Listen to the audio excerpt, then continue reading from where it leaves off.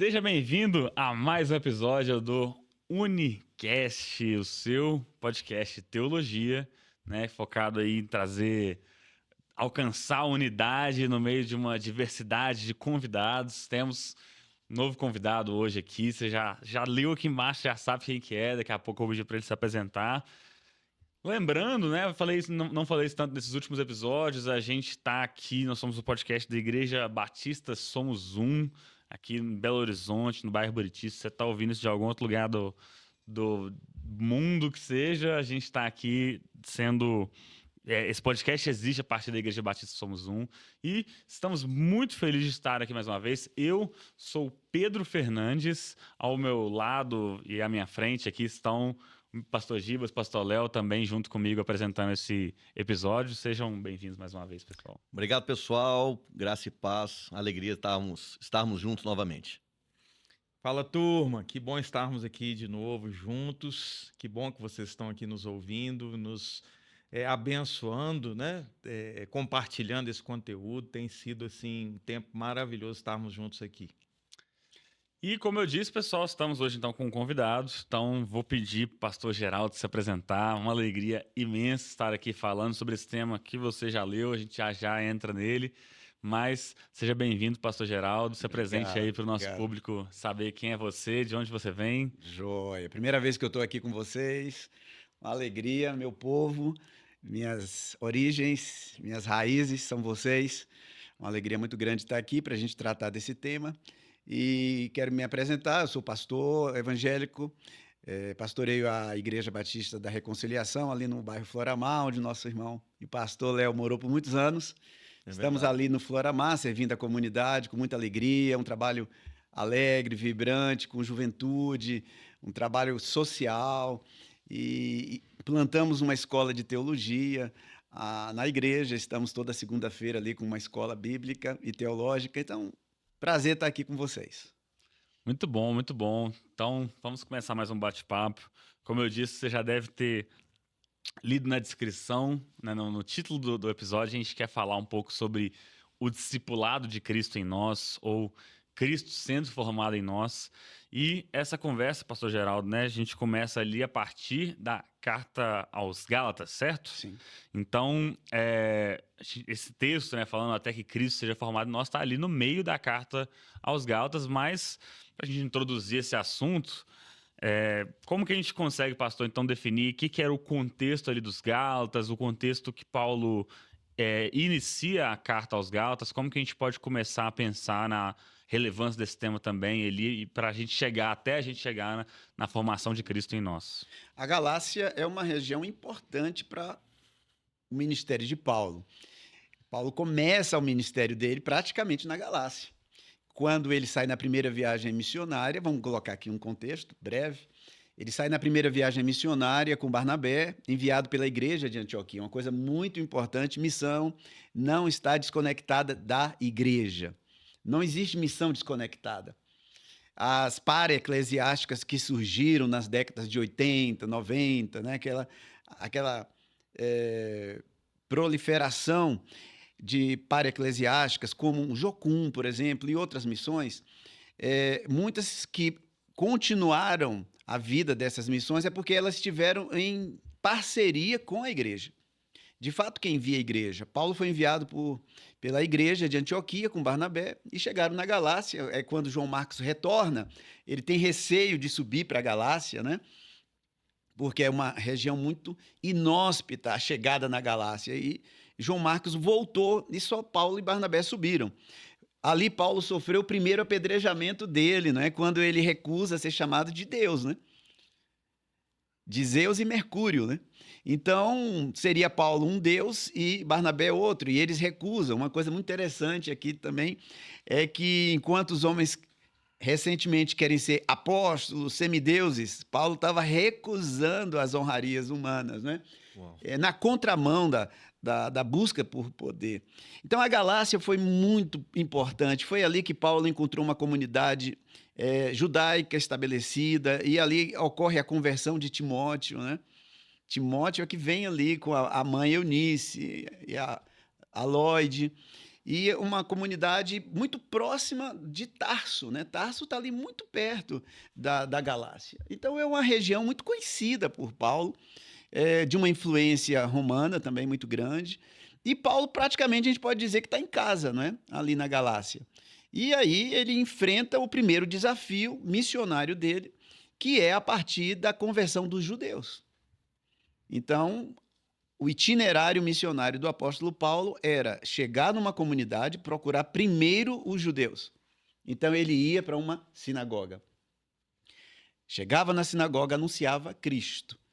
Sendo rejeitado, ele sempre passava por esse processo, né, de ser rejeitado pelo não entendimento da questão da lei. Ele saía da comunidade, da sinagoga, e ia para uma família que, em primeiro plano, aceitava a pregação do evangelho. E a partir ali de uma casa, Paulo edificava uma igreja. Então, esse sempre foi o itinerário. Primeiro ir numa sinagoga, depois estabelecer uma igreja local a partir de uma casa. E aí estabeleceu o ministério, os presbíteros e a liderança, e aí ele saía para outra comunidade. Então, a Galácia foi uma região muito importante para Paulo, o berço ali da primeira viagem missionária, uma região próxima a Tarso, e muito influente do judaísmo. Então, foi o início de tudo para Paulo, mas, repito, uma comunidade judaica muito forte. E aí é o primeiro traço dessa luta do discipulado de Paulo, né? É trazer a turma que é do judaísmo para a compreensão da cruz de Cristo. Como é que o Messias morre? Não era da perspectiva judaica o Messias morrer. Ele vinha livrar Israel da morte e não morrer por Israel. Então, esse é o contexto geral, uma comunidade judaica forte, e Paulo estabelecendo ali, vamos dizer, os primeiros trabalhos do ministério dele. Muito bom. E aí, então, a gente sabe que alguns judeus, um grupo de judeus judaizantes, seja como for, eles começam a trazer algumas práticas da lei, tentando trazer aquilo como requisito para aquele povo ali, né? A guarda do sábado, uma certa maneira, uma dieta específica, e aquilo para Paulo é um grande problema.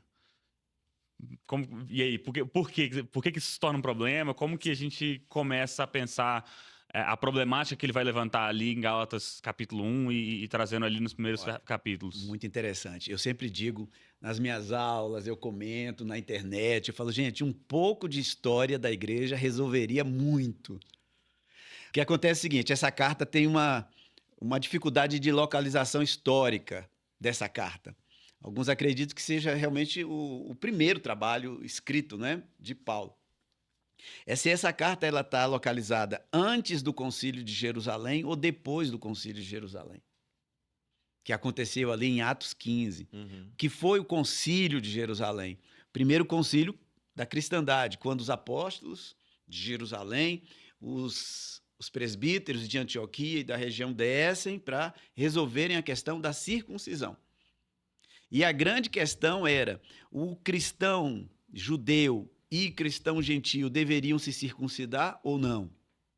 Primeira questão. Segunda questão, a circuncisão tinha valor salvífico? Então, eram essas as duas questões fundamentais. E Paulo se opõe a ambas. Paulo se opõe que a circuncisão seja aplicada pelo menos para os gentios, ele rejeita que os gentios se circuncidem, e também ele entende que a circuncisão não teria valor salvífico. Ou seja, seria necessário ser circuncidado para a salvação.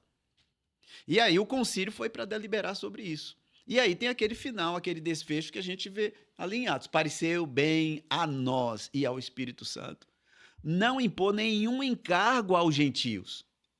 Então o concílio delibera, e aí é uma coisa muito importante que eu via dos meus professores de história da igreja, né, na minha formação, que a igreja deveria sim ser sempre conciliar e nunca monocrática, nunca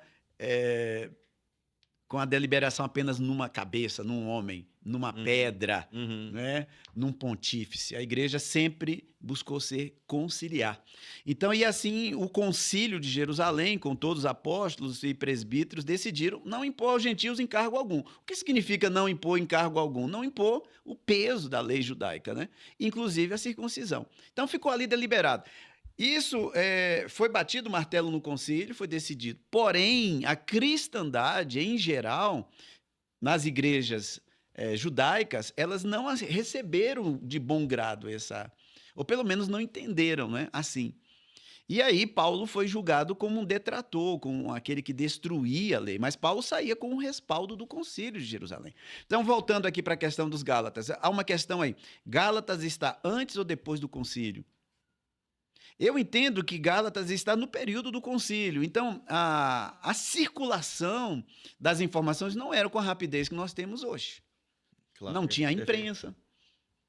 As cartas eram manuscritas. Então, assim, mesmo que o concílio tenha sido anterior à carta aos Gálatas, ainda não era do domínio público o conhecimento dessa deliberação. Ou seja, a cristandade ainda não estava certa se o cristão gentil deveria se circuncidar. Por isso que quando Paulo ele manda a carta aos Gálatas, ele está surpreso que os Gálatas estão praticando os rituais da lei judaica, né? O chamado legalismo religioso, né? Que é o legalismo. Ou que ele vai chamar de outro evangelho, no fim das contas, né? Ali no versículo 6, né? Estão passando para outra coisa, estão adicionando algo ao evangelho no sentido de algo, de um legalismo. Mas é outro evangelho exatamente por isso, porque o evangelho não exige a lei para a salvação. Nesse legalismo judaico, a circuncisão é um elemento da salvação. Então é outro evangelho. E assim, a percepção que a gente tem ao ler Gálatas, né, pelo menos que eu tenho, né, é de um sentimento de angústia de Paulo, né? Vocês não estão entendendo o que eu estou pregando. De ter trabalhado em vão, né? Tanto que a expressão, né, do texto de Gálatas 4,19 é: meus filhos, por quem de novo sofro dores de parto, né? Até que Cristo seja Até formado. que Cristo seja formado, né? Que eu estou sofrendo com isso. Vocês não entenderam, vocês estão voltando aos rituais da lei, a circuncisão, as comidas consagradas, né? Aquela questão da comida específica que se podia ou não comer, né? É um moralismo religioso, né? Que substituía ali a graça apresentada por Paulo, né? Através do Senhor Jesus Cristo, e na verdade eles estavam, parece que é um sentimento comum, pastor, até hoje, né? A pessoa quer merecer, ela quer fazer algo para conquistar a salvação. Então parece que os ritos, as tradições religiosas, naquele tempo, e eu aplico até hoje, parece que é tão valioso, é tão importante, que parece que a pessoa ela se agarra a isso, né? Eu entendo a graça, mas eu não abro mão de alguns ritos, de algumas questões, como se eu tivesse que contribuir para a minha salvação, no sentido de o meu esforço também valida a minha salvação em Cristo. O segmento de alguns aspectos da lei, eles eram marcos visíveis, né? Então, se a pessoa guarda o sábado, ela guarda o sábado. Se ela é circuncidada, todo mundo sabe daquilo. Se ela come determinado tipo de alimentos, todo mundo sabe. E Paulo trazendo essa ideia de uma marca invisível, né? A fé, a justificação pela fé, eu não sei se isso é justificado pela fé, porque a fé diz respeito, né? Ela tem aspectos visíveis também, ok, mas o segmento daqueles itens, ele era muito mais claramente visto. E é a necessidade que a gente tem até hoje, né? De trazer elementos religiosos, né? Itens. Não, eu sou salvo porque eu vou na igreja. Olha só, você pode ver que eu vou na igreja. Olha a minha agenda aqui, eu vou todo domingo. Ritual, né? Eu cumpro um ritual. E, pastor Geraldo, então era ruim para Paulo, era outro evangelho adicionar algo àquela, como se o evangelho de Paulo não fosse completo, né? Adicionar algo ali, um rito, uma marca visível ao evangelho que Paulo trouxe. E não era uma mera adição, né? É uma adição que muda o conteúdo totalmente.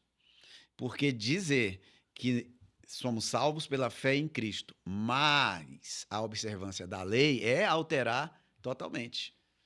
Agora, o grande desafio, aí que vem a questão de associar o discipulado aí da igreja, né? Paulo percebia que a igreja não tinha sua liderança madura para poder sustentar a compreensão do evangelho. Então, Paulo lamentava também não ter ainda uma liderança madura. Daí a importância da liderança ser a responsável e a condutora desse processo de amadurecimento da igreja. Se a própria liderança não compreende o evangelho, como é que essa liderança vai fazer os seus líderes, seus liderados compreenderem o evangelho? Então, Paulo não teve tempo de preparar. Você percebe que o líder da igreja é Timóteo, né? Um dos líderes da igreja. E Timóteo tinha em torno de 18 anos. E por isso que ele vai dizer, Timóteo, não tenha receio de exercer sua liderança. Ninguém te constranja por causa da tua idade. Então, Timóteo foi fundamental, inclusive para a gente entender essa questão da liderança em Gálatas, né? Então, Timóteo era muito jovem e a igreja enfrentando uma discussão de alto nível na questão teológica, né? E aí Paulo fala, eu sinto dores de parto até que Cristo seja formado em vocês, né? Essa compreensão do evangelho, quando ele usa essa expressão, Cristo ser formado, é entender a obra que Cristo fez, né? Então, aí Paulo fala, eu desejava que vocês já estivessem prontos para não estarem retrocedendo do evangelho que eu entreguei a vocês. Vocês estão retrocedendo. E aí ele usa aquela expressão no capítulo 5, né? Estai, pois, firmes na liberdade com que Cristo vos libertou, não torneis a meter-vos debaixo de jugo de servidão. Eis que eu, Paulo, de novo protesto, a quem se deixa circuncidar. Separados estais de Cristo, vós que vos justificais pela lei. Olha que a questão é essa. Separados estais de Cristo. Separado. Se eu busco... Então, aí que tem uma grande questão que eu queria que a gente tocasse aqui e trabalhasse um pouquinho. Porque Paulo não fala que a lei tem que ser abolida. A lei era o aio, era o guia tutor. até a dispensação. Até a dispensação. Mas mesmo chegando em Cristo, a lei continua sendo algo importante. Era essa a questão que Paulo queria tocar. Porém, e Paulo não estava destruindo a lei. Agora, a lei nunca teve caráter salvífico. E aí Paulo, ele tem que ser didático ao extremo. Ele fala assim, olha, vou tentar explicar a vocês por quê. Embora seja a lei boa, agradável, perfeita, a vontade eterna de Deus, ela não salva, porque nós somos caídos. Ela é boa, eu sou mau. E aí ele usa aquela metáfora interessante. Se eu guardo 9 dos 10 mandamentos e quebro um, eu quebrei todos. Então, a lei, ela tem a finalidade de dizer assim, você não vai se salvar, você precisa de um salvador. Essa é a finalidade da lei. Mas Paulo, em momento nenhum, ele quis destruir a lei, diminuir a importância da lei, e nem dizer que o cristão não precisaria mais da lei depois da conversão. Porque sendo a lei a vontade eterna de Deus, como é que o cristão vai se livrar da lei? Então, a lei é a materialização, a expressão da vontade eterna. Agora, o que é que acontece? É algo que eu quero, assim, aqui no transcorrer, eu quero fazer um comentário legal sobre isso. Eu acho que vai ser bom, para a gente entender melhor. Então, a gente tem... o problema, então, era a maneira como a lei estava sendo colocada. Não a lei em si, como não o a lei disse. em si. Eu acho, não sei se o pastor segue essa linha, mas eu, estudando o texto, estava vendo que, por exemplo, quando a gente fala das dores de parto, né, meus filhinhos pelos quais tenho dores de parto, não eram necessariamente dores comuns, aquelas dores que levam ao parto, mas era como se houvesse um problema no parto. Eram dores anormais de parto. Ou seja, Paulo literalmente olhando para a situação, dizendo, olha, Cristo será gerado, o objetivo é que Cristo seja gerado, mas o parto, o processo não está acontecendo da maneira como deveria.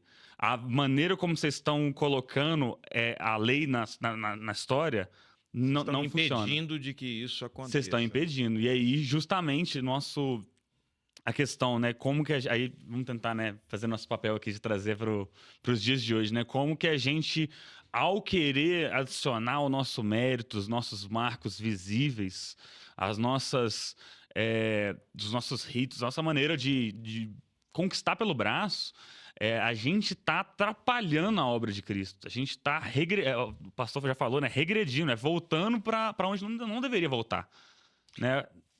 Justamente porque a gente, essa adição de coisas, ela atrapalha. Cristo não é formado em nós. Pensando nessa aplicação para a nossa realidade, né? Ali a gente tinha o contexto dos judeus, que estavam conhecendo agora, né, a doutrina da graça, salvação em Jesus Cristo, mas eles traziam toda a tradição do judaísmo, todos os hábitos, os costumes, que muitas vezes é muito difícil você se desvencilhar. Na nossa realidade, a gente vem de uma tradição católica, de maioria católica no Brasil, né? E também pinceladas de outras religiões de origem afro, etc. e tal, que é muito também, tem muito esse elemento do misticismo, do amuleto, do merecer, da penitência, de você se esforçar.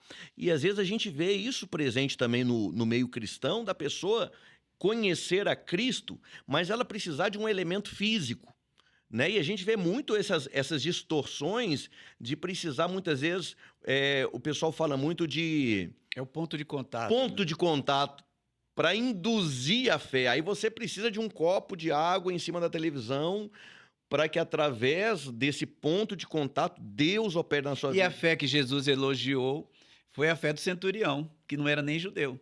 Ele disse, não precisa ir em minha casa, não precisa tocar em ninguém, não precisa... Basta uma palavra e meu servo ficará curado. Ele disse, não vi essa fé em Israel, uma fé madura, né?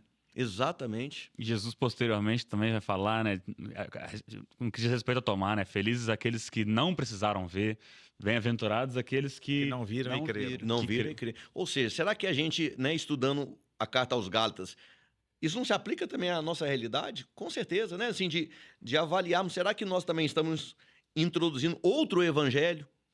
Estamos acrescentando elementos que não fazem parte do evangelho do Senhor Jesus Cristo e querendo, de alguma forma, merecer a salvação ou conquistar através do nosso esforço pessoal ou através de uma penitência ou através até o ir à igreja, né? Existe, claro, né? A gente tem que ir à igreja, mas tem pessoas que vão à igreja com a intenção errada. Eu vejo que, exatamente, em que nós estamos estribando a fé. Né? É muito perigoso aquilo que está tentando ser o alicerce da fé. Eu não posso colocar o alicerce da fé em um fundamento outro que não seja Cristo Jesus. Então, se eu coloco a minha fé alicerçada em boas obras, eu não serei salvo.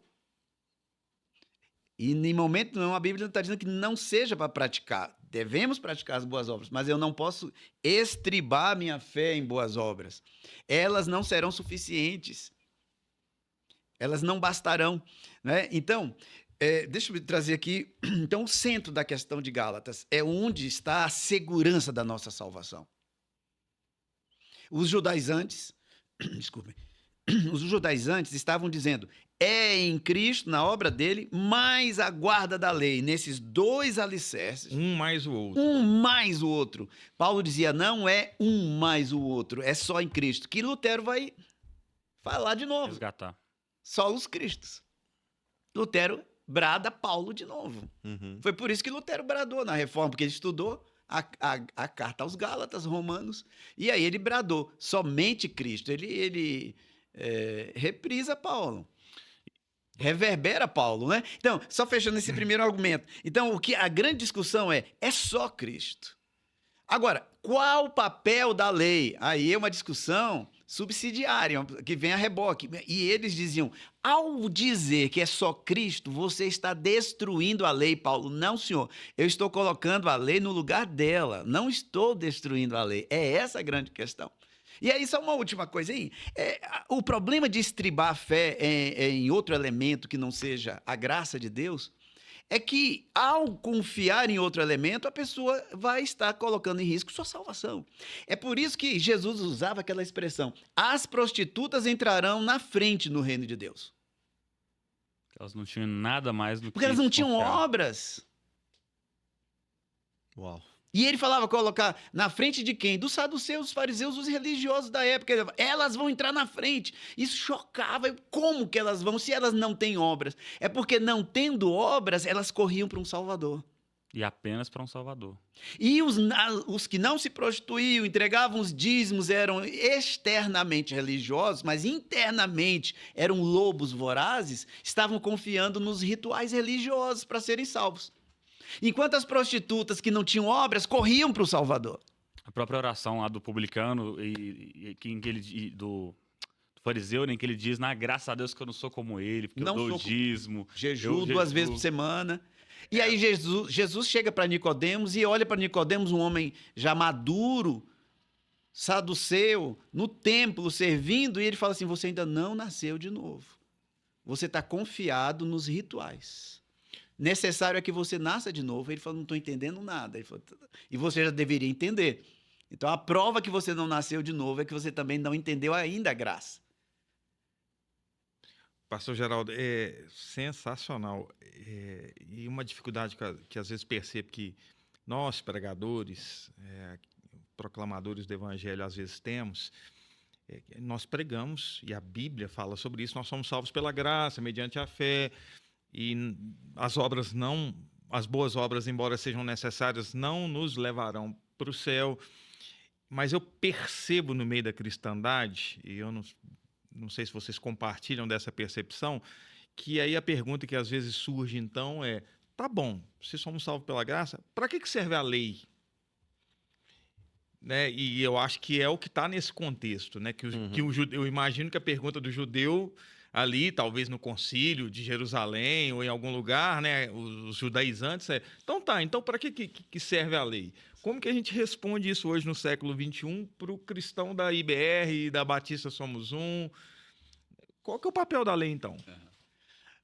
As metáforas ajudam muito, né? A gente compreender. Agora, quando a gente jogou, por exemplo, essa ideia do que Jesus disse, as prostitutas entrarão na frente. É uma metáfora, Sim. Procurando dar uma visão da entrada do reino, e a gente entende por que elas entram na frente. Porque elas não têm méritos e elas falam, eu estou perdida, pelos meus méritos eu não os tenho, estou perdida.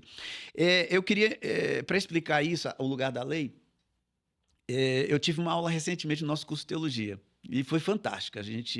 Pessoas assim já de meia idade, pessoas já chegando ali nos 70, estudando a Bíblia, chegaram dizendo assim, será que eu ainda aprendo? Eu falei, vamos tentar, né? E aí começamos a trabalhar. E um dia uma aula fluiu muito quando a gente explicou essa questão do lugar da graça, o lugar da lei. E aí a gente começou dizendo assim, a lei, ela acaba. Aí todo mundo olhou para mim e eu falei, a lei moral, não. A lei cerimonial, sim. O que é a lei cerimonial? É de uma cerimônia. Então, a lei cerimonial tratava de que cerimônia? Dos sacrifícios. Então, que tipo de animal, a idade, se ele tinha algum corte, não podia, as especiarias de toda a cerimônia do sacrifício. Essa é a chamada lei cerimonial. Essa lei, ela expirou por quanto o sacrifício eterno aconteceu. O sacrifício de Cristo, na carta aos Hebreus, diz que é para sempre. Tem uma expressão grega, rapax. Tinha uma outra que é malon. Malon é uma expressão grega que quer dizer continua acontecendo. Mas o escritor da carta escolheu rapax, que quer dizer de uma vez por todas, não tem mais outro sacrifício. Se não tem mais outro sacrifício, todas as leis cerimoniais em torno do sacrifício acabaram. Dias, luas novas, ofertórios para o perdão dos pecados, uma rolinha ou um animal, tudo isso cessou quando Jesus ofereceu o sacrifício eterno e de uma vez para sempre. O que da lei, então, nós devemos observar? O que é eterno? É a lei moral. Moral é certo ou errado. A moral está ligada a princípios, valores, verdade, justiça. Essa lei é eterna. Não terás outros deuses, não matarás, não adulterarás, não darás falso testemunho. A lei moral está no decálogo. Então, essa lei moral é eterna. É a vontade não temporária de Deus para um tempo. Não, é a vontade eterna de Deus. Então, essa lei, ela não cessa com o sacrifício de Jesus. E aí, o que eu queria, a metáfora que eu criei para meus alunos foi o seguinte, bem rapidão, vou ver se eu consigo, né? Ser breve. Então, a lei, ela é a vontade eterna de Deus. Não cumprindo essa vontade, não digo cerimonial, eu digo a lei eterna. Não cumprindo essa lei eterna, vem um juízo sobre aquele que não cumpre. Esse juízo, essa retribuição ao não cumprimento da lei, se chama maldição. Então, o que é a maldição da lei? É o castigo. Cumpriu a lei, bênção. Não cumpriu a lei moral eterna de Deus, maldição, castigo. E aí a carta aos Gálatas vai dizer exatamente isso. Cristo se fez maldição por nós. É isso que ele está tentando relembrar no discipulado dele aos Gálatas. Vocês estão abandonando o discipulado, dores de parto, quer dizer, vocês estão voltando ao começo do nascimento de vocês. Cristo se fez maldição, ou seja, nós não cumprimos a lei, então vem sobre nossa cabeça a maldição. O que é a maldição? É o castigo. Aí eu falei para os meus alunos, né? Eu gostei da metáfora. Eu disse, então, quando nós vimos o castigo chegando sobre a nossa cabeça, nós corremos e nos refugiamos em Cristo. Corremos para dentro dele. E quando nós entramos nele, o castigo caiu sobre Cristo. Porque o castigo nos perseguia e não a Cristo. Cristo obedeceu.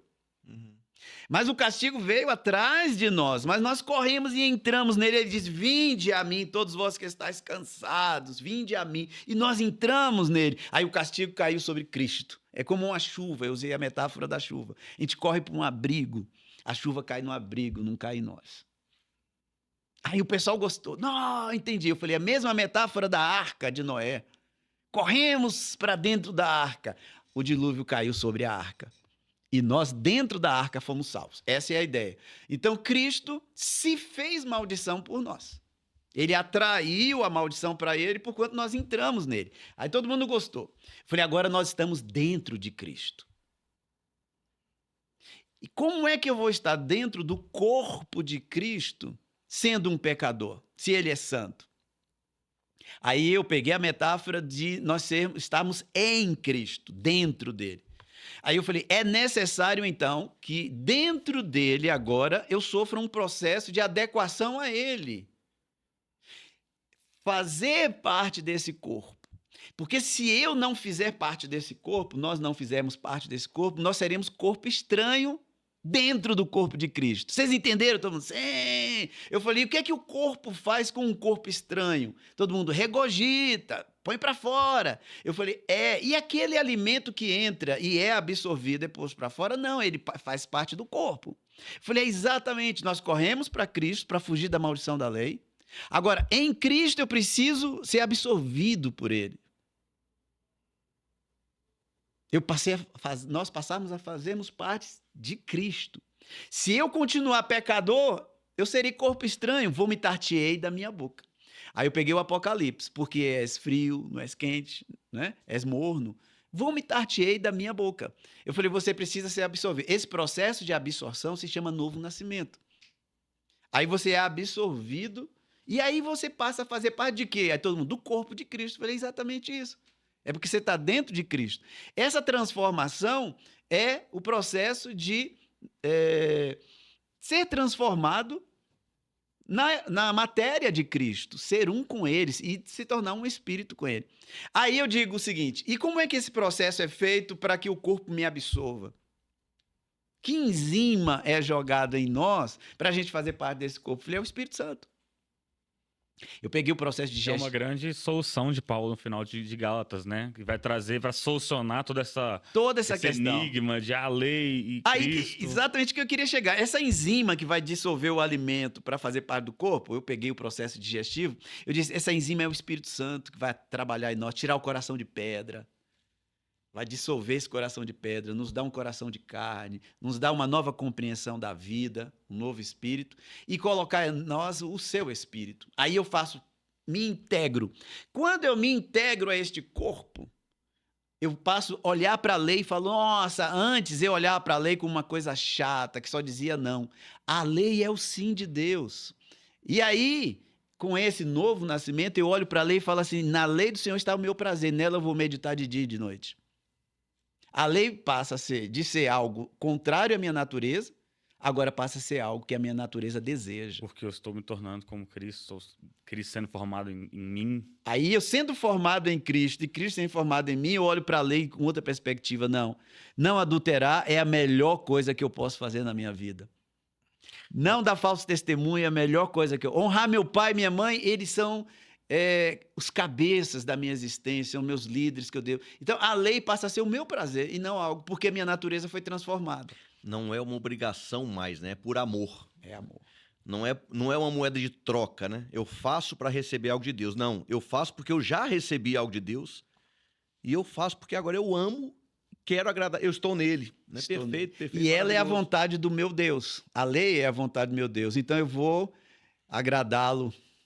Agora, só é possível se eu já estiver em Cristo, integrado nele, transformado. Aí ele muda a minha Espírito Santo. perspectiva. O Espírito Santo em nós muda a perspectiva da lei. Eu acho muito legal pensar, né, que Paulo vai citar Abraão bastante e trazer aquela ideia e a promessa que Deus faz e estudando sobre o texto, né, como que a promessa de beleza de Abraão ela se cumpre em Cristo, mas plenamente com o Espírito Santo, com Deus no nosso meio, né? E aí a gente volta para o Éden, para o jardim, que o que se perde com o pecado, né? Deus habitando entre os homens. E aí Abraão aparece na história, Deus faz uma promessa que se cumpre em Cristo, mas que se cumpre plenamente quando Deus, o Espírito Santo, habita dentro do homem. E é a solução realmente de toda a existência, porque aí você olha para o jardim e percebe que o jardim ele começa a reaparecer no dia de hoje a partir do momento onde o Espírito Santo mora dentro de nós e opera mudança e faz com que Cristo seja formado dentro de nós e que a gente seja formado dentro de Cristo. Então, Tanto é o Espírito a chave do Evangelho. O Espírito é a chave do Evangelho. Sem ele, a gente não entende o Evangelho, né? Uhum. Que você citou aí, acabou de citar a questão de Moisés, quando ele estava sobrecarregado e Jetro orientou a transferir a autoridade dele para aqueles homens, né? E a transferência nada mais era do que a transferência do Espírito que estava em Moisés. E eles profetizaram na tenda. E aí 2 não estavam, né, naquela história. Eldade e Meldade. Exatamente. Mas eles receberam o Espírito lá onde estavam. E aí, quando chegou a notícia, Moisés disse, oxalá todo o povo profetizasse. Porque se todo o povo tiver o Espírito, vai olhar para a lei de forma diferente. Uhum. que é o cumprimento lá quando a gente sabe que hoje nós somos reino de sacerdotes, nação santa, povo, onde somos todos sacerdotes. Hoje todos temos livre acesso a Deus em oração. Hoje todos podemos ser trabalhados pelo Espírito Santo para que Cristo seja formado em Quais nós. os profetas que enfrentaram a maior degradação de Israel, senão Isaías e Jeremias? Isaías chegou a dizer, todo o corpo está doente, desde a cabeça à planta do pé. Eles, Jeremias, enfrentaram esse caos, né? Que ali antecede ao cativeiro babilônico. Agora, veja só, qual foi a profecia deles dois? A de Isaías é que viria um que seria o castigo que nos traz a paz estaria sobre ele. Profetiza o Messias, sofredor, o Ebed Yavé. Já Jeremias profetiza o Espírito. Vocês percebem que a obra não é só a obra de Cristo. Jesus disse que se o Espírito não viesse, a obra estava incompleta. Cristo é a redenção. O Espírito é a reconciliação. Jesus ainda disse que é melhor que ele vá. É melhor. Por isso que na ceia nós temos o pão, que é o corpo partido, e o vinho, que é a aliança. Eu sempre digo, o pão é Cristo, o sacrifício pelo pecado. O vinho é a aliança que o Espírito nos proporciona. Até na ceia nós estamos com Cristo no pão e o Espírito no vinho. Então Isaías profetiza o Cristo que vai receber a maldição da lei, o castigo que nos traz a paz estava sobre ele. Mas Jeremias, a partir do capítulo 31, vai falar da nova aliança. E o que é a nova aliança? Depois de feito o sacrifício, ele vai nos colocar em aliança. Tirar o coração de pedra para poder colocar em nós o Espírito Santo. O Paracletos. Exatamente. O semelhante a mim. Que ele vou, mas deixarei outro igual a mim, que é o Espírito. Agora, pastor, para a gente voltar ainda mais uma vez para um aspecto mais prático.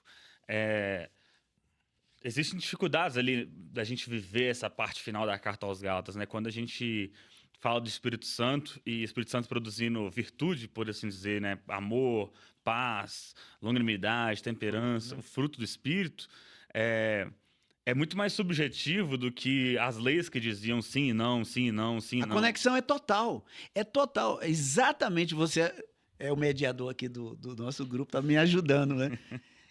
A conexão é exatamente isso, porque Paulo estava dizendo, se vocês se pautarem pela lei, a lei não vai dela emanar força e virtude para vocês serem conformados a Cristo. Não é a lei. A lei, ela aponta o pecado, ela em si mesma, ela não tem a força. Então, se vocês ficarem confiados na lei, vocês não ficarão conformados a Cristo. Porque esses séculos para trás, ela cumpriu a missão dela, apontou o pecado, mas não transformou ninguém semelhante a Moisés e a Deus. Então, ela condenou, na verdade. E se vocês, Gálatas, ficarem confiados na lei, vocês impedirão o processo de serem transformados em Cristo. Vocês têm que confiar em Cristo, porque é dele que vem o Espírito Santo. E ele em vós produzirá o fruto. Então, aquele fruto é o fruto que nos molda a Cristo. É como se hoje, né, trazendo bem para o presente, se a pessoa, ao tentar alcançar justificação com a força do braço, em cima da observância da lei, né, olhando, vou ler Levítico, Números, Deuteronômio, vou fazer tudo que está ali. Ao invés de chegar mais perto de se tornar como Cristo, ela vai mais para longe. Ela se torna mais distante, porque a lei não pode produzir amor, paz, temperamento, tudo o fruto do Espírito em sua plenitude. E aí a gente é o nosso desafio, né? Porque aí é o que Paulo está trazendo não é um problema só de 2000 anos atrás, né? Meramente doutrinário, né? Meramente teológico. E é a nossa tendência constante de querer, não, peraí, eu consigo, na força do meu braço, eu dou conta. Não é possível, não sei se esse episódio já saiu para você, mas a gente estava falando sobre os desafios de viver em unidade, amor. Não, eu consigo, eu vou na força viver com aquele irmão com raiva dele, mas eu vou viver com ele. Só que não é sobre viver com raiva. As metáforas ajudam, não é? É como alguém... o que é a lei e a graça? Parece que na graça não tem algo a se cumprir. Tem, sim. Na graça tem. A gente amar o irmão é uma ordem da lei, né? Aliás, a Bíblia diz que esse é o único mandamento que a gente não está... a gente sempre vai ficar devendo. Agora, uma metáfora seria interessante. As pessoas morrem afogadas porque não sabem flutuar na água. Não é nem nadar. Os instrutores estão mostrando que se a pessoa soubesse flutuar, ela não morreria afogada. Não precisa nem saber nadar. Então, você vê que a pessoa que não sabe nadar, ela não faz um esforço imenso. Uhum. Ela se bate. E quanto mais ela se bate, ela desce, Uhum.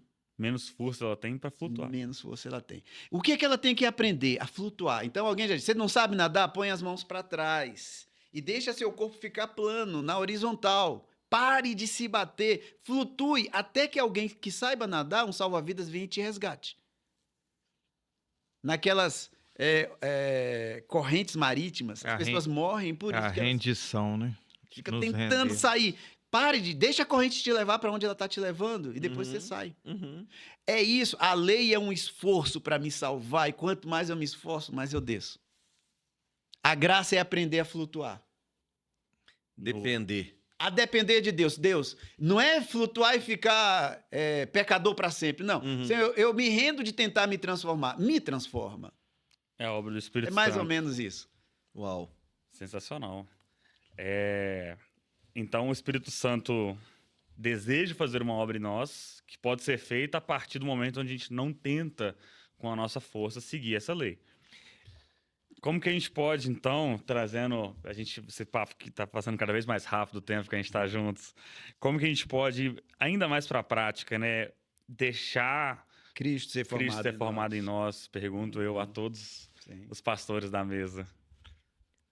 Eu só estou pensando aqui, vocês estão falando, eu estou pensando, né? O fruto é do Espírito, né? Depois a gente tenta responder, mas fruto não é fruto, porque o contraponto de Gálatas 5, né, é fruto do Espírito e obra da carne. A obra é da nossa carne, é nossa, nós produzimos.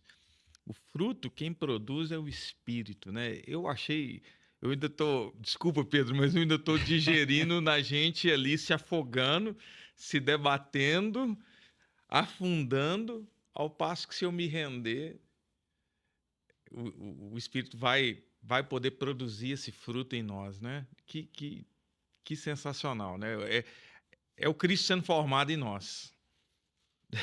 E esse já é a resposta. Já é a resposta.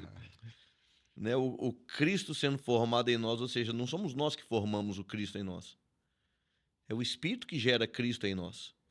Né? Também a metáfora que o pastor usou. Nós estamos em Cristo, né? E ele vai nos absorver. a enzima, né, dentro dessa ilustração do processo digestivo, o Espírito Santo, que vai agir em nós, tirando o que precisa ser tirado e nos levando a Cristo ali, né? O castigo que nos traz a paz estava sobre ele, ou seja, o castigo era para estar sobre nós. Mas nós estamos em Cristo agora, fomos formados novas criaturas, então o castigo veio sobre ele Sobre ele. e nos trouxe a paz. E nos trouxe. Porque antes éramos inimigos de Deus e agora nós temos paz com Deus. E dentro desse corpo, pastor Léo, o que é que vai acontecer? Essa absorção. Se eu não permitir essa absorção, eu serei corpo estranho. Repito. Serei expulso. E o corpo estranho é regurgitado. É aquele que sai, em Hebreus capítulo 6, fala, e perde a salvação. Aquele que saiu porque não se integrou. E não se integrou porque não foi salvo. Sim. Essa metáfora até ajuda a entender a salvação. É por isso que Hebreus fala, participaram das benécias do Espírito, beberam, sugaram, mas não Foi no culto, achou legal. Estavam ali no meio, que mas paz tem Que nesse paz lugar. eu tenho nesse lugar. Que bom que é o louvor, a música.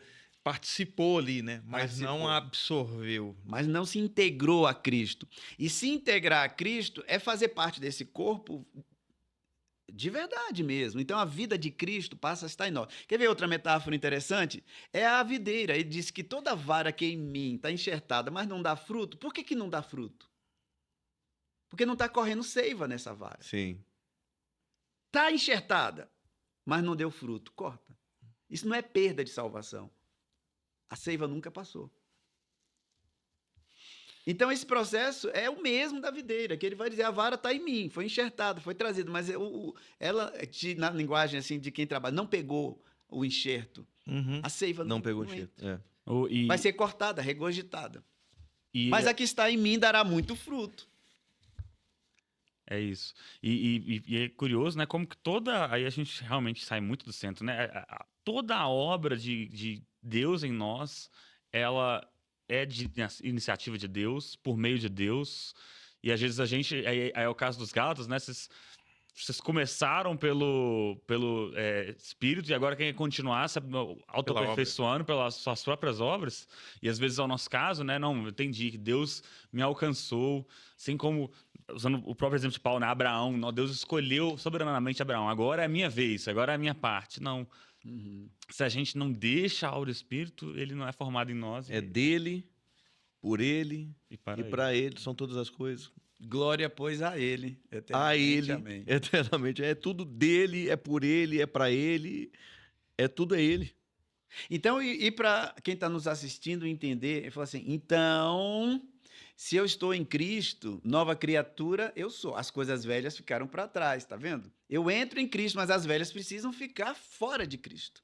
Se eu estou em Cristo, agora o novo vai acontecendo em mim. O que é velho? Dentre as coisas velhas é onde estava a minha confiança. Perfeito.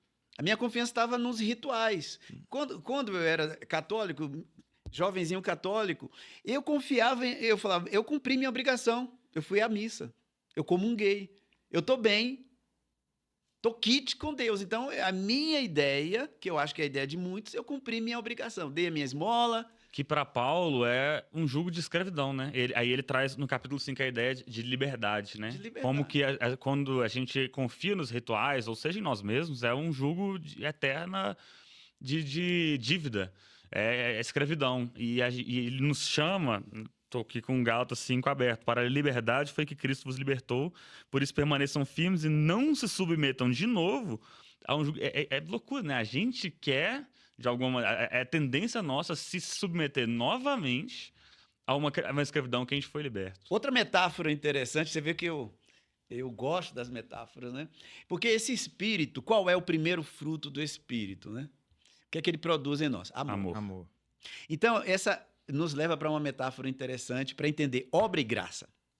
Uma mãe que acorda de madrugada para amamentar. Uma mãe que vai dar mamadeira para o recém-nascido.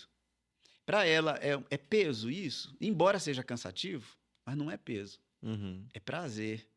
Ela está ali agradecendo o fruto, né, do ventre, então, porque há amor. Agora, contrata uma pessoa para cuidar desse bebê. que não tem vínculo afetivo nenhum, ela vai porque ela tem um salário. E em alguns casos precisa até ter câmera para ver que não haja maus tratos, né? Porque a pessoa tem aquilo com uma obrigação. É essa a diferença entre lei e graça. Porque quando o Espírito vem e nos reconecta com Deus, religare, a religião é reconectar, não com a lei, mas reconectar com o Deus. Ele produz o amor ao Senhor. Então a vontade dele passa a ser o meu prazer. Então a lei deixa de ser um peso e passa a ser o meu prazer, porque eu o amo. Então o centro do evangelho é nos reconectar com o amor a Deus. Amarás o Senhor, teu Deus, de todo o teu coração. Quando isso acontece? Quando o Espírito é trazido para o meu coração e o nosso coração. Esse amor a Deus nos muda a perspectiva da lei. A lei, se a lei é a vontade do meu Deus que eu amo, então essa lei para mim é tudo. É a questão da mãe e do filho.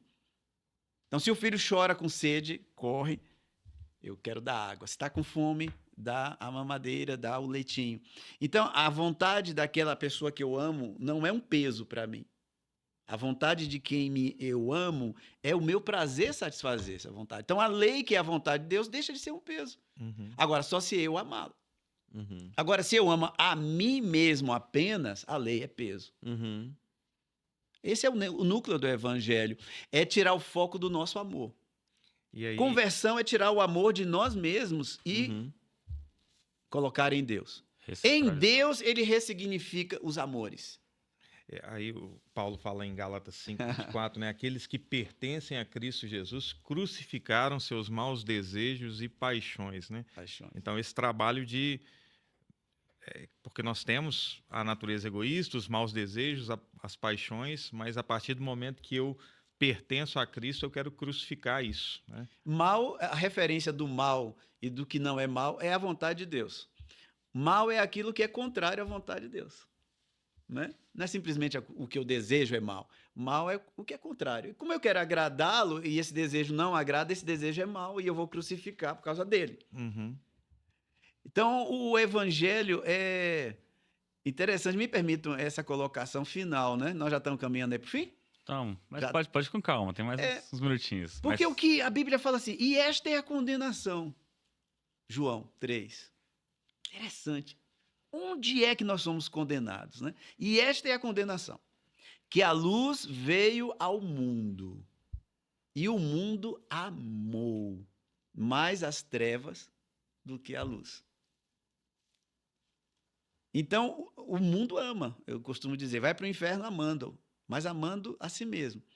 O mundo amou mais as trevas do que a luz. Então, eu entendo que a mensagem ali aos Gálatas é dizendo assim, por favor, não deixe meu trabalho em vão. Eu estava reconectando vocês a Deus, ao amor em Deus. E vocês estão voltando para vocês mesmos, quer dizer, para o esforço próprio. Então, essa é a condenação, que o mundo amou mais a si mesmo, né? As trevas do que a luz. Então, o centro do evangelho é reconectar o nosso amor a quem é o único que é digno. É deslocar esse amor de nós mesmos, por nós mesmos, para Deus. Isso é obra do Espírito. É o novo coração. E é forte a expressão que Paulo usa, né? Em Gálatas 2. Eu estou crucificado com Cristo. Não vivo mais eu, ou seja, eu não vivo mais para mim mesmo. Estou crucificado. Tem um amor maior. Eu morri para mim, ou seja, não é mais agora os meus interesses. Eu amo tanto que eu vivo é para Ele. Agora eu não quero viver mais para mim. Eu quero viver para Ele, para a glória dEle, para a vontade dEle. É muito forte essa formação de Cristo, né, em Paulo e em nós, porque realmente é um redirecionamento, né, daquele amor egoísta que era nato a cada um de nós, mas agora nós descobrimos Cristo. Aliás, Cristo nos descobriu. Cristo nos encontrou. E percebemos que não é...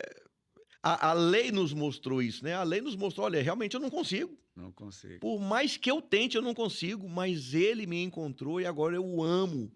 E eu quero servi-lo não com o peso da obrigação, né, de ritos, o meu esforço, mas me soltar ali no mar ali, e boiar, né? Ali, o Aham. Espírito Santo me conduzir, me salvar. Joia. É um convite a uma vida integral no espírito, né? Integral. O tempo todo tendo Cristo formado em nós. Não porque o rito é isso também, né? Ele é no momento, ele dura um tempo. Ah, eu fui à missa, tá feito. Durou ele 2. A vida no espírito, ela é o tempo todo. Aham.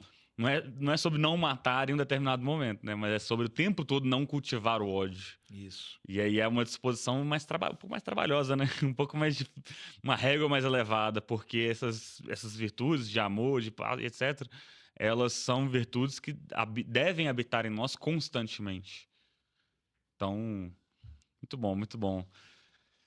Chegando aqui à reta final, agora sim, os minutos finais mesmo do nosso podcast, queria te agradecer mais uma vez a você que ficou conosco até aqui. Você deve estar cansado de ouvir, mas eu preciso te falar de novo, assim, enquanto você não mandar em todos os grupos de WhatsApp, não avisar, eu mandei, eu não vou acreditar. Brincadeira, irmão, mas compartilhe este podcast, esse episódio em todas as suas plataformas, coloque nos os nossos, como nós já dissemos em outro episódio, os cortes eles saem no Instagram, Igreja Batista Somos Um. Você pode compartilhar aí com sua rede de um modo geral, então nós te convidamos, o nosso trabalho depende, porque a gente, assim, vamos avaliar esse trabalho entendendo o impacto que ele teve. Então, se você compartilha, curte, dá 5 estrelas no Spotify, está entendendo que você está dando sinal positivo, está dando sinal de que tá legal. Então, eu te faço esse convite. E, para a gente encerrar aqui, sempre com os comentários finais dos nossos convidados, pastores todos, fiquem à vontade para fazer suas últimas considerações sobre esse tema, trazer sua dica mais prática aí de como deixar Cristo ser formado em nós, e a gente sempre também abre espaço para indicações de livros. Se você achou que eu não ia indicar nesse episódio, não vai ser dessa vez. Tem uma indicação muito boa, um livro que até hoje acho que eu não consegui absorver completamente. Chega de Regras, de Larry Crabb, vai falar um pouco sobre essa dinâmica neotestamentária, onde a gente não é mais guiado, né? A gente não é mais... não vive mais em cima apenas das regras, mas uma vida no espírito. Fica a indicação de livro excelente. E passo a bola aqui para os últimos comentários. Dessa vez eu quero encerrar aqui a minha parte com uma pergunta que está me queimando aqui. Até que Cristo seja formado em nós. Quando isso vai acontecer, pastor Geraldo? Quando Paulo pensou isso, e hoje... nós, como líderes, que por vezes sofremos dores de parto para que Cristo seja formado nas ovelhas que o Senhor Jesus nos confiou. Quando isso vai acontecer? A vereda do justo é como a luz da aurora, que vai brilhando mais e mais até ser dia perfeito. É quando as nossas trevas vão dissipando até a luz ser totalmente formada em nós. O que seriam as trevas? Seriam os amuletos. Cristo será formado em nós quando nós aprendemos a depender dele totalmente. E esse processo é um processo da vida inteira. Por isso que a formação de Cristo não se dá na infância, nem na juventude, nem na adolescência, nem na maturidade, nem na terceira idade. É um processo eterno. E esse processo é um processo de perdermos as nossas confianças naquilo que confiávamos e aprender a confiar tão somente nele. Cristo vai ser formado em nós a partir da perda daquilo que era importante para nós. Mas agora em Cristo, Paulo diz, tudo para mim agora é refúgio. Tudo para mim eu considero como esterco para ganhar a excelência do conhecimento de Cristo Jesus. Então, Cristo vai ser formado em nós à medida que formos substituindo nossas confianças e tê-lo apenas como nossa única âncora. É um processo de desapego. Interessante, quando o Russell Shedd estava partindo, ele gravou o último vídeo dele. E ele disse que o processo de morrer é um processo de desmamar do mundo. Isso me marcou muito. Ele falou assim, eu estou vivendo um processo de desmame desse mundo para assumir a vida eterna. Uau. Cristo vai ser formado em nós à medida que a gente vai desmamando e permitindo confiar somente nele. Por aí. Quero só agradecer ao pastor Geraldo e esse tempo tão precioso. Que Deus te abençoe, meu irmão. Que Deus te abençoe e que Cristo seja formado em nós a cada dia, né? E que sejamos mais parecidos com Ele, mais dependentes dele e mais desmamados deste mundo até que Ele volte. Em nome de Jesus. Amém. Obrigado, pastor Geraldo, pela participação. Se tiver algum último Eu quero só comentário. agradecer a minha comunidade também, que está me assistindo, o pessoal aí da IBR. Nós estamos ali no Floramar, na Oscar Correia, 173. Se você mora na região, é uma igreja bíblica, você ter um pastor Geraldo como pastor, deve ser maravilhoso. A gente falou do Buritis já há vários episódios. Aí você pensou, eu moro muito longe, o que eu faço? Aí a gente tem outra opção. Região Norte ali, Venda Nova, aquela região toda. Oscar Correia, 173, Floramar, sejam bem-vindos. Ali tem uma comunidade de amor ali para acolher você. Muito obrigado a você que assistiu até aqui. Mais um episódio do Unicast. Espero que você esteja cheio de expectativa aí pra gente continuar firme com esse projeto. Esteja com expectativa do próximo episódio, porque nós retornaremos no próximo episódio. Muito obrigado pela sua audiência, por estar conosco e até a próxima. Tchau, tchau.